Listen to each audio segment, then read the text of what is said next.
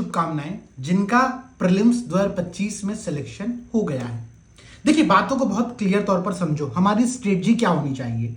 मैं दोनों के लिए एक स्ट्रेटजी बताऊंगा, जिनका प्रीलिम्स इस बार हो गया है, जिनको मेंस का एग्जाम देना है, और दूसरे वे एस्पिरेंट जिनके कुछ नंबर के कारण से, कुछ स्कोर के कारण से, हालांकि अभी तक कट ऑफ के बारे में कोई आइडिया नहीं है हमें, आयोग ने अभी तक इस बारे में कोई स्पष्टीकरण नहीं दिया हुआ है, बट तब तक जो हमारे एक आइडिया कि भाई मेरे इतने नंबर बन रहे थे फिर भी मेरा सिलेक्शन नहीं हुआ है, तो हमको अपनी कमियों पर कैसे काम करते हुए अपकमिंग प्रीलिम्स पर फोकस करना चाहिए। मैं दोनों के बारे में एक बहुत संक्षिप्त आपको आइडिया देता हूं। देखिए, ध्यान समझिएगा। जिन लोगों को मेंस लिखना है, सबसे पहला काम जो आप लोगों को करना है वो ये करना है कि आपके पास सिलेबस का प्रिंट आउट होना चाहिए। सिलेबस की एक बहुत ही अच्छी कॉपी मैंने टेलीग्राम पर शेयर की हुई है, आप लोग उसको डाउनलोड करके प्रिंट करा लो। पहला काम ये कर लो। दूसरा काम, प्रीवियस ईयर क्वेश्चन 2018 से लेकर के 2024 तक के जो 6 पेपर, जीएस पेपर 5, पेपर 6 अभी इंट्रोड्यूस किया गया है, बट जो बाकी के सारे पेपर हैं, एसए है, जनरल, हिंदी है, इन 8 पेपर का आपको पीवाईक्यू अनसॉल्व्ड अपने टेबल पर रखना पड़ेगा।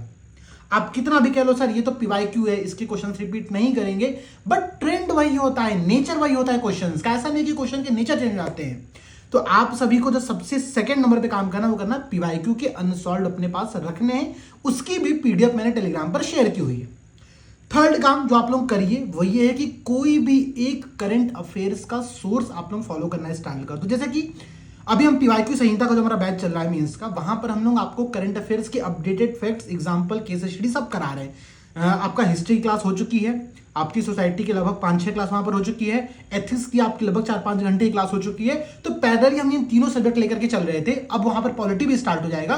तो करंट अपडेट हम पीवाईक्यू संहिता में कर रहे हैं। उसके साथ साथ अगर आप चाहते हो कोई मैगजीन फॉलो करो तो आप मार्केट से कोई भी एक पतली मैगजीन मंथली ले सकते हो, या फिर विजन आईएएस की जो मेंस 365 आती है आप उसको फॉलो कर सकते हो। ठीक है, इसके साथ आप डेली 2 प्रश्नों की आंसर राइटिंग करना स्टार्ट करो। ये बेहद इंपॉर्टेंट टास्क है।